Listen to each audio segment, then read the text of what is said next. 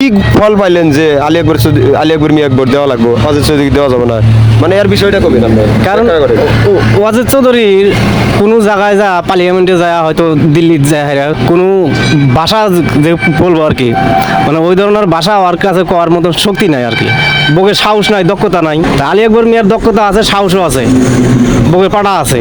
ওই জন্য এবার কোনো কংগ্রেস দেওয়ার দরকার নাই, ইউরোপ দেওয়ার দরকার নাই, প্রার্থী হিসাবে আমরা ভোট দিব, প্রার্থী হিসাবে, মানে ক্যান্ডিডেট দেখে ক্যান্ডিডেট। তা আপনারা কোন দল সাপোর্ট? আমরা সিংজুরুয়া সমষ্টি অর্থাৎ জানেন যে 3টা ক্যান্ডিডেট আছে, 3টা ক্যান্ডিডেটের মধ্যে হয়তো একটা আছে নির্দলীয়, এটা জামিন, আর একটা আছে তোমার কংগ্রেস অজিত চৌধুরী, আর একটা আছে ইউডিএফ থেকে আলী আকবর মিয়া। তো এই 3টা দলের মধ্যে থেকে আপনি কোন দলে সাপোর্ট আর কাকে এমএলএ হিসেবে চান? আমি আলী আকবর মিয়া চাই। কেন আলী আকবর মিয়া? কারণ কি এবার হইলো ভোট দেওয়ার মানে কোনো পার্টি পুটি দল দেওয়ার দরকার নাই, যোগ্যতা প্রার্থী যেজন, হ্যাঁ, যার কথা কওয়ার মতন, অ্যাসেম্বলিতে কথা কওয়ার মতন সমর্থন আছে, প্লাস কি দক্ষতা আছে, দম আছে, ওই ধরনের এমএল চাই আমরা।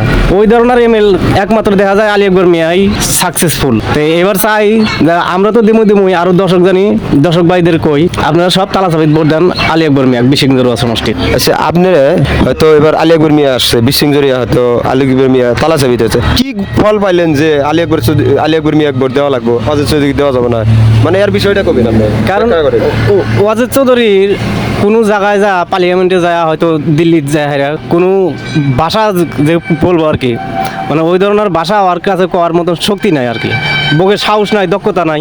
আলী আকবর মিয়ার দক্ষতা আছে, সাহসও আছে, বুকে পাড়া আছে। ওই জন্য এবার কোনো কংগ্রেস দেওয়ার দরকার নাই, ইউরোপ দেওয়ার দরকার নাই, প্রার্থী হিসাবে আমরা ভোট দিব, প্রার্থী হিসাবে, মানে ক্যান্ডিডেট দেখে। ক্যান্ডিডেট।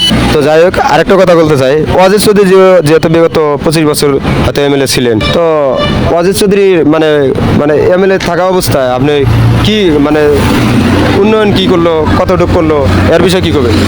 ওয়াজেদ চৌধুরীতে কোনো কামই নাই, আর প্লাস কি এই সাইডে ওইরকম আপ ডাউনও নাই, অজিত চৌধুরী দেহেও নাই, আর অজিত চৌধুরীর কোনো কামও করা নাই। যাই হোক, থ্যাংক ইউ। তো আপনারা সবাই ভিডিওর সাথে থাকবেন বলে আশা করি, আর এই ভিডিওটা যারা দেখতেছেন বিশেষ করে সবাই ভিডিওটা শেয়ার করবেন।